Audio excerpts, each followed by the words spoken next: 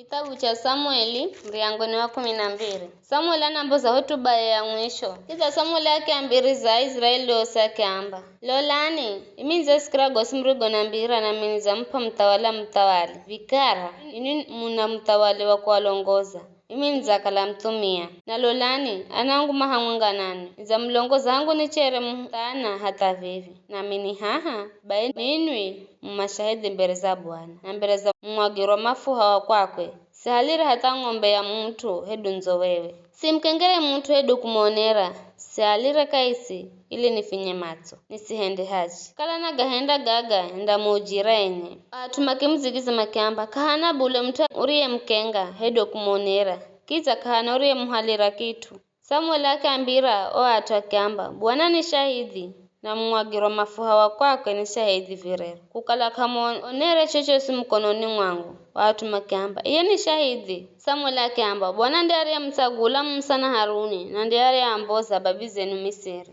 Vikara ungararani ili nimbozo shahidi mbele za Bwana. Kwa kumwambira mahendo gosiga hachiga Bwana. Arigo muhenderani ini na kareni. Jacob na Adamu marohongira Misiri. Na Misiri makaonera. Babi zenu mamurira Bwana. Naye Bwana akimuhuma Musa na Haruni.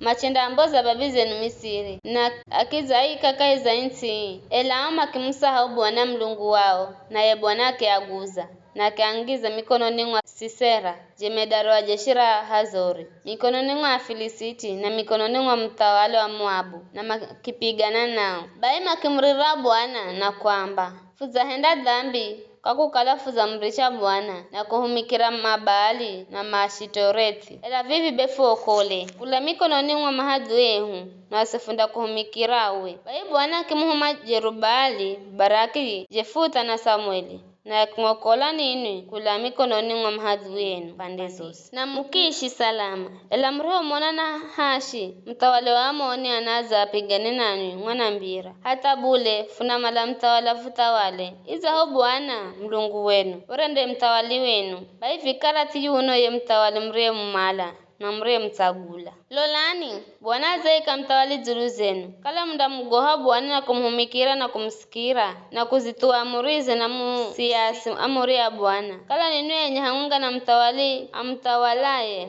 Mdatua Bwana Mlungu wenu. Vinda kala vidzo. Ila kala ya Bwana kamunda musirikiza bule na mwende kinyume na amuri ya Bwana. Be mkono wa Bwana undakala zulu zenu. Herurusho kala zulu za babi zenu. Vikara bai. Imani muone kicho kitu kibomu. Andicho kihenda Bwana mbere zenu. Unoso wakati wa kuvuna ngano uno. Ninda mvoya Bwana reheki gwara na mvula. Na nindamanya kukala mwahenda kitu kisa na mbere za Bwana. Wakati mroho mala mgeru mtawali. Bai Samueli akimvoya Bwana na Bwana akireheki gwara na mvula siku hiyo yenye. Bai watu osima kumwagoha Bwana na Samueli. Na watu osima kumwomba Samueli. Fuvoyere kwa Bwana Mlunguo, sisi wahumikio, sizefukafa. Kwa kukala fuzaza ngezera dhambi zeo. Kwa utiriri uo kuzimalira mtawali. Samueli akizigiza kiamba. Iza hongwa henda utiriri uo. Msigohe bule. Nini msiriche kumtua Bwana bule. Ela muhumikireni kwa mioyo yenu yosi. Msigaluke na kutua vitu visijo maana. Vitu kavidimo kwa vizedu kumokola. Kwa maana kavifaa kitu. Maana Bwana kandari chatuye kwa utua zinare bomu. Kwa kukala fahiza Bwana.